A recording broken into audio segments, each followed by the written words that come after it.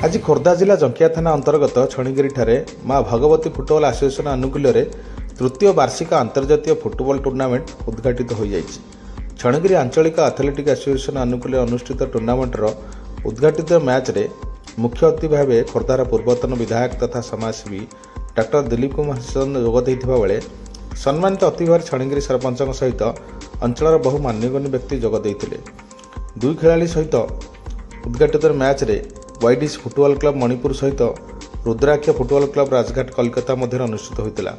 दुई दल मध्य match base संघर्षपूर्ण होता और अंतिम पर्यायर मणिपुर फुटबॉल क्लब रुद्राक्ष फुटबॉल क्लब कलकत्ता को 3-1 गोल परास्त कर विजय हासिल कर। छणगिरी आंतर्जातिक सर्वभारतीय ग्रामांचल गोटे खेल अच्छी वास्तव में अनेक क्रीड़ा भितर फुटबॉल होची गोटे उल्लेखनीय क्रीड़ा। ग्रामांचल युवक मानू उत्साहित करने सहित शारीरिक सुस्थ रखिबारे फुटबॉल खेलर भूमिका गुरुत्वपूर्ण एवं मु एई टूर्नामेंट कमिटीर समस्त सदस्य मानू धन्यवाद देवी।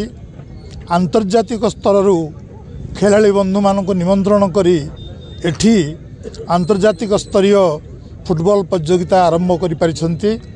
एहा द्वारा ए अंचलर नूतन पीढ़ी सेमानक ठारू क्रीड़ा कौशल सेमानक ठारू शिखि पारिबे अनेक किछि। तेणु आयोजक मानकर जो मनोबल आंतर्जातिक स्तर खेलाड़ी मानक डाकिबा मुझे साधुवाद जनाऊँची।